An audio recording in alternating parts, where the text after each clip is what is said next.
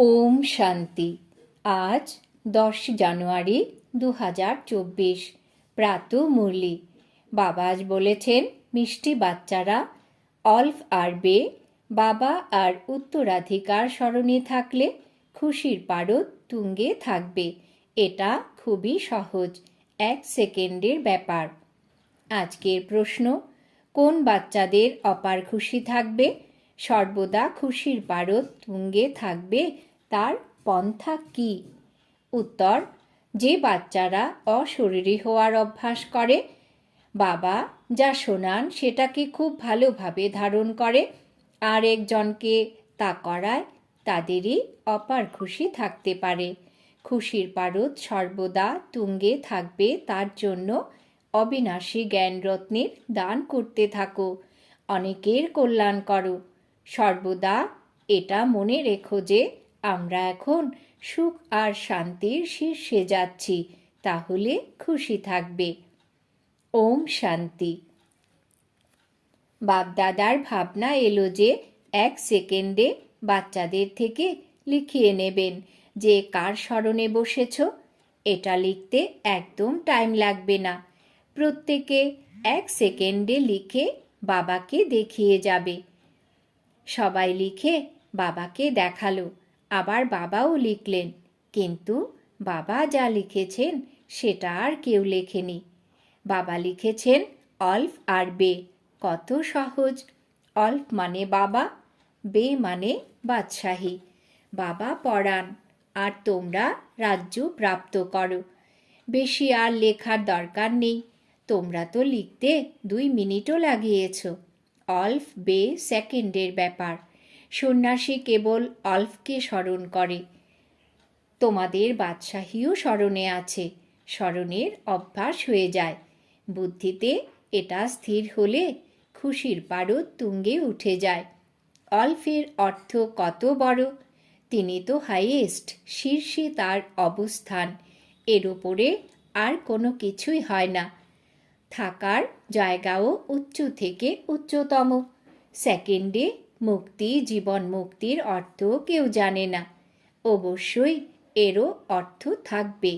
বাচ্চা জন্ম নিলে লেখে এত ঘন্টা, এত মিনিট, এত সেকেন্ড হলো, টিক টিক চলতেই থাকে।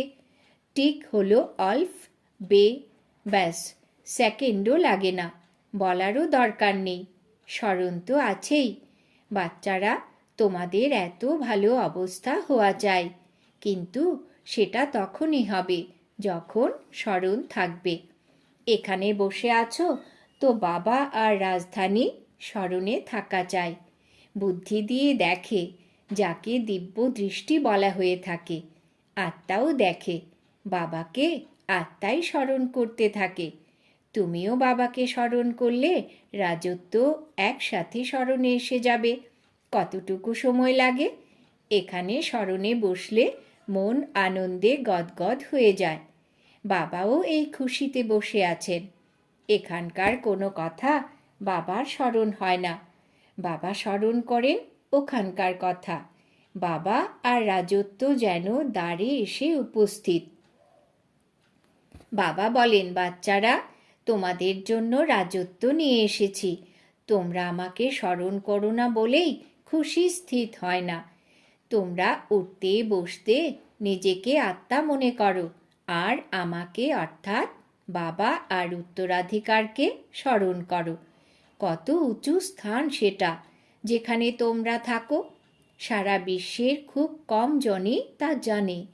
মানুষ মুক্তির জন্য কত মাথা ঠোকে। এখন মুক্তিধাম কোথায়?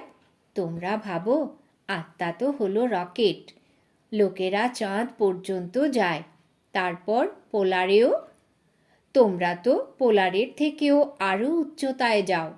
চন্দ্রমা তো এই দুনিয়ারই, বলা হয়ে থাকে সূর্য চাঁদেরও ওপারে, শব্দের ওপারে। এই শরীরকে ছেড়ে দিতে হবে। তোমরা আসো সুইট সাইলেন্স হোম থেকে, আসতে যেতে টাইম লাগে না। নিজ নিকেতন যে, এখানে তো যে জায়গাতেই যাও না কেন টাইম লাগে। আত্মা শরীর ছেড়ে দিলে সেকেন্ডে কোথায় না কোথায় চলে যায়।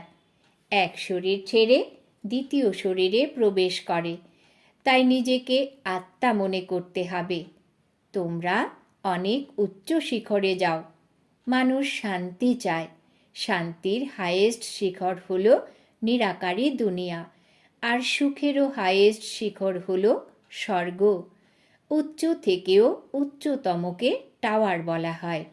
তোমাদের ঘরও কত উচ্চতম। দুনিয়ার লোকেরা কখনো এই ব্যাপারে খেয়াল করে না। ওদেরকে এই কথা বোঝানোর মতো কেউ নেই। তাকে বলা হয় শান্তির টাওয়ার। মানুষ তো বলতে থাকে বিশ্বে শান্তি স্থাপন হোক, কিন্তু এর অর্থ জানে না যে শান্তি কোথায় আছে। এই লক্ষ্মীনারায়ণ সুখের টাওয়ারে আছে। সেখানে কোনো লোভ লালসা নেই। সেখানকার খাওয়া দাওয়া বাচনভঙ্গি খুব রয়্যাল হয়, আবার সুখও হাইয়েস্ট। ওদের মহিমা দেখো কত হয়, কারণ তারা অনেক পরিশ্রম করেছে। তারা কেবল একজন নয়, গোটা মালা তৈরি হয়ে আছে। বাস্তবে নবরত্নের সুখ্যাতি আছে। অবশ্যই এনারা গুপ্ত পরিশ্রম করেছিলেন। বাবা আর উত্তরাধিকার স্মরণে থাকলে তবেই বিকর্ম বিনাশ হবে। কিন্তু মায়া স্মরণ করতে দেয় না। কখনো কাম, কখনো ক্রোধ অনেক ঝড় ঝাপটার মধ্যে এনে ফেলে। নিজের জ্ঞান দেখতে হবে। নারদকেও বলা হয়েছে, চেহারা দেখো, ওই অবস্থা তো এখন নেই, তৈরি করতে হবে। বাবা এইম অবজেক্ট অবশ্যই বলবেন। ভেতরে ভেতরে পুরুষার্থ করতে থাকো। পরবর্তীকালে ওই অবস্থা তোমাদের হবে। অশরীরী থাকার প্র্যাকটিস করতে হবে। এখন ফিরে যেতে হবে। বাবা বলেছেন, আমাকে স্মরণ করো। স্মরণ না করলে তো অনেক শাস্তি পেতে হবে, আর পদও কম হবে। এটা হলো অনেক সূক্ষ্ম বিষয়। বিজ্ঞানীরা সায়েন্সের কত গভীরে যায়, কি কি তৈরি করতে থাকে। ওখানেও তো সংস্কার চাই না, যা আবার ওখানে গিয়ে এই জিনিস তৈরি করবে। কেবল এই দুনিয়া পরিবর্তন হবে। এখানকার সংস্কার অনুসারে গিয়ে জন্ম নেবে। যেমন লড়াই যারা করে, তাদের বুদ্ধিতে লড়াইয়ের সংস্কার থাকে, তাই ওই সংস্কারই নিয়ে যাবে। লড়াই ছাড়া থাকতে পারে না। অফিসারদের কাছে আবার অনেকটা সময় দিতে হয়। ভর্তি করার সময় পরীক্ষা করে নিতে হয় যেন কোনো রোগ না থাকে। চোখ, কান ইত্যাদি সব ঠিক আছে কিনা। লড়াই করতে গেলে তো সব ঠিক চাই। এখানেও দেখা হয় কে কে বিজয় মালার দানা হবে। তোমাদের পুরুষার্থ করে কর্মাতীত অবস্থাকে প্রাপ্ত করতে হবে। আত্মা অশরীরী এসেছে, অশরীরী হয়ে যেতে হবে। ওখানে শরীরের কোনো সম্বন্ধ নেই। এখন অশরীরী হতে হবে। আত্মারা ওখান থেকে আসে, এসে শরীরে প্রবেশ করে। অনেক অনেক আত্মারা আসতে থাকে। সবাই নিজের নিজের পার্ট পেয়ে যায়। যে নূতন পবিত্র আত্মারা আসে, তাদের অবশ্যই আগে সুখ প্রাপ্তি হয়। সেই জন্য তাদের মহিমা হয় বৃহৎ বৃক্ষ। যে কত নামি দামি বড় মানুষ আছে, নিজের নিজের ক্ষমতা অনুযায়ী খুব সুখে থাকে। তাই এখন বাচ্চাদের পরিশ্রম করতে হবে। কর্মাতীত অবস্থায় পবিত্র হয়ে যেতে হবে। নিজের ব্যবহার দেখতে হবে। কাউকে দুঃখ দিইনি তো? বাবা কত মধুর, মোস্ট বিলাভেড না? তাই বাচ্চাদেরও হতে হবে। এটা তো তোমরা বাচ্চারা জানো যে বাবা এখানে আছেন। মানুষদের কি আর এটা জানা আছে যে বাবা এখানে স্থাপনা করছেন? তবু তাকে জন্ম জন্মান্তর স্মরণ করতে থাকব। শিবের মন্দিরে গিয়ে কত পূজা করে, কত উচ্চ শিখরে বদ্রীনাথ ইত্যাদির মন্দিরে যায়, কত মেলা বসে। কারণ মধুর না, গাওয়াও হয় উচ্চতমেরও উচ্চ ভগবান। বুদ্ধিতে নিরাকারী স্মরণে আসবে, নিরাকার তো আছেনই, আর আছেন ব্রহ্মা, বিষ্ণু, শঙ্কর। ওনাদের ভগবান বলবে না। এখন তোমরা বাচ্চারা বোঝো যে আমরাই শতপ্রধান দেবতা ছিলাম। যখন আমরা বিশ্বের মালিক ছিলাম তখন এত বেশি মানুষ ছিলই না। শুধু ভারতেই এদের রাজ্য হবে, বাকি সবাই চলে যাবে শান্তিধামে। এসব তোমরা দেখতে থাকবে। এর জন্য খুব বড় মাপের বুদ্ধির দরকার। ওখানে তোমাদের পাহাড় ইত্যাদিতে যাওয়ার দরকার নেই। ওখানে কোনো অ্যাক্সিডেন্ট ইত্যাদি হয় না। সেটা তো হলোই ওয়ান্ডার অফ স্বর্গ। যখন সেটা স্বর্গের ওয়ান্ডার হবে না, তবে তা মায়ার ওয়ান্ডার্সই হতে থাকে। এ কথা দুনিয়ার লোক বুঝতে পারবে না। এখন তোমরা স্বর্গে যাওয়ার জন্য পুরুষার্থ করছো। সেটা হলো সুখের টাওয়ার, এ হলো দুঃখের টাওয়ার। লড়াইতে কত মানুষ রোজ মারা যায়, আবার জন্মাতেও থাকে, গাওয়াও হয়ে থাকে। ঈশ্বরের অন্ত বা পরিসীমা কেউ জানে না। সাধু সন্ত কেউ রচয়িতা আর রচনার পরিসীমা পেতে পারে না। তোমাদেরকে বাবা পড়ান, একে পড়াশোনা বলা হয়ে থাকে।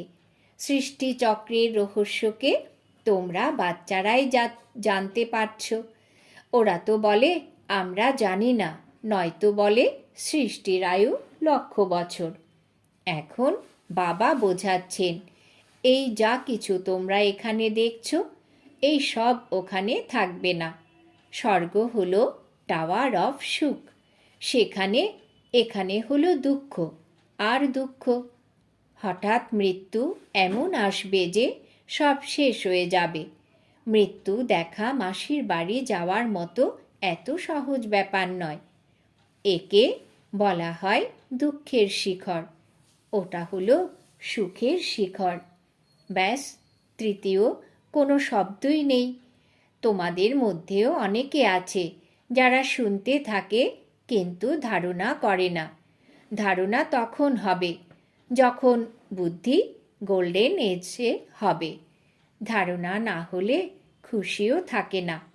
একদম হাইয়েস্ট পড়ার মতো লোকও আছে, আবার লোয়েস্টও আছে। পড়ায় পার্থক্য তো আছে না।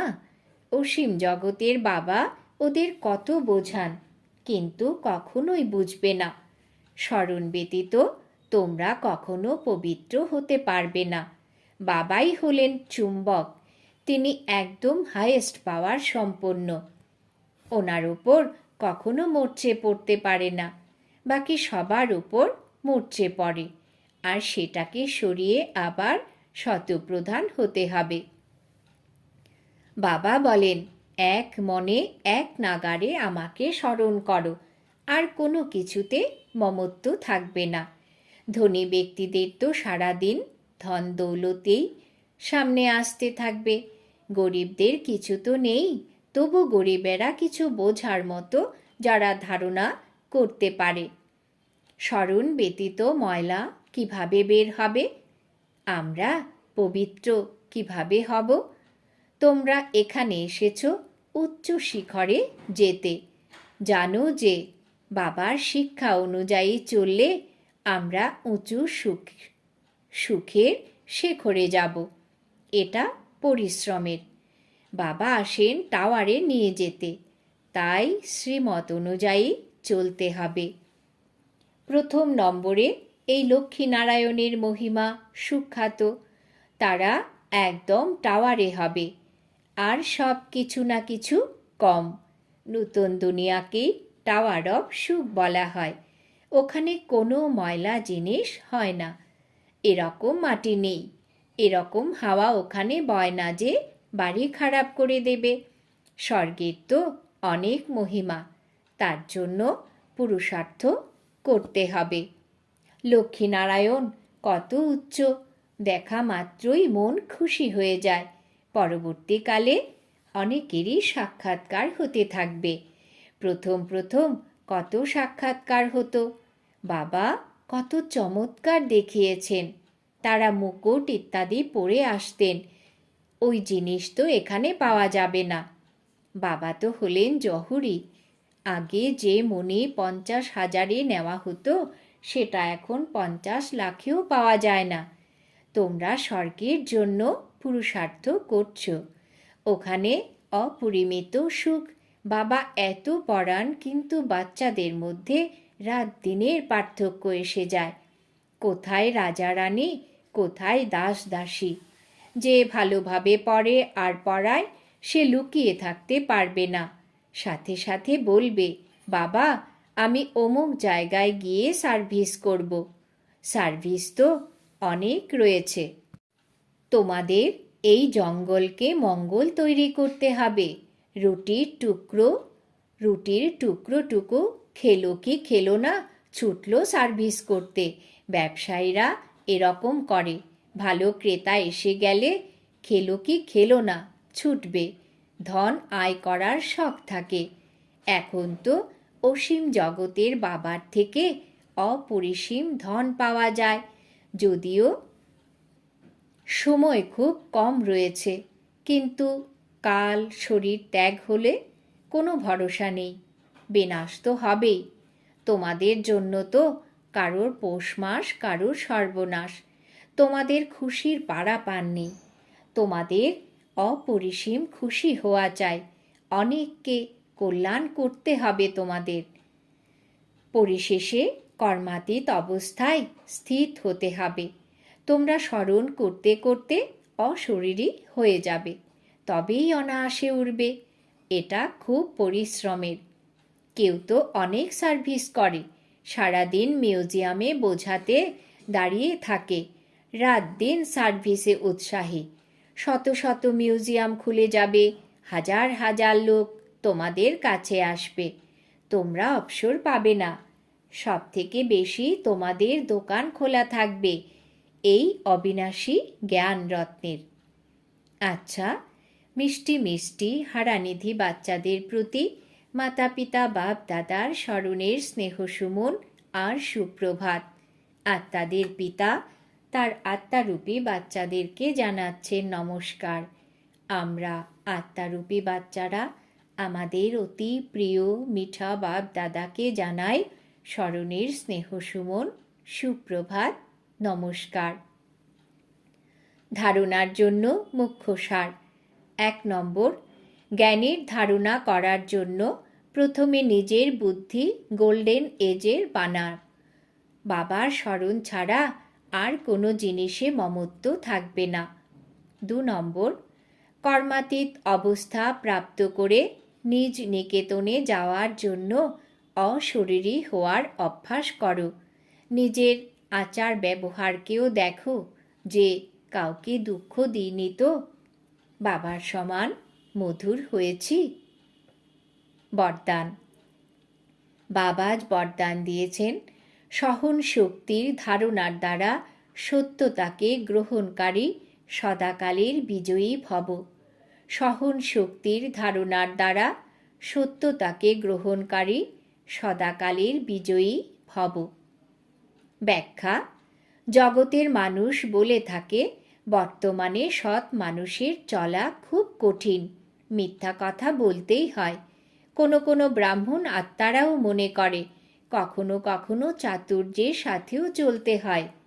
কিন্তু ব্রহ্মা বাবাকে তোমরা দেখেছ যে সত্যতা এবং পবিত্রতার জন্য কতই না অপোজিশন হয়েছিল, তবু তিনি ঘাবড়াননি। সত্যতার জন্য সহন শক্তির প্রয়োজন হয়, সহন করতে হয়, নত হতে হয়, হার মানতে হয়, কিন্তু সেটা পরাজয় নয়, সদাকালের জন্য বিজয়। স্লোগান। প্রসন্ন থাকা আর প্রসন্ন করা, এটাই হলো দোয়া দেওয়া আর দোয়া নেওয়া। প্রসন্ন থাকা আর প্রসন্ন করা, এটাই হলো দোয়া দেওয়া আর দোয়া নেওয়া। আজকের সমান, আমি সদাকালের বিজয়ী আত্মা। অব্যক্ত সাইলেন্স দ্বারা ডবল লাইট ফরিস্তা স্থিতির অনুভব করুন। আমার তো এক বাবা, আর আমার অন্য কিছু নেই। এক আমার এর মধ্যেই মিশে যায়। যেখানে চাও, যেমন চাও, যত সময় ধরে চাও, তত সময় ধরে মন একাগ্র হয়ে যাবে। একে বলা হয় মন বসে রয়েছে। এই একাগ্রতা অর্থাৎ একরস সুইট সাইলেন্সের স্থিতির দ্বারা সহজেই ডবল লাইট ফরিস্তা স্বরূপের অনুভূতি হয়ে থাকে। ওম শান্তি।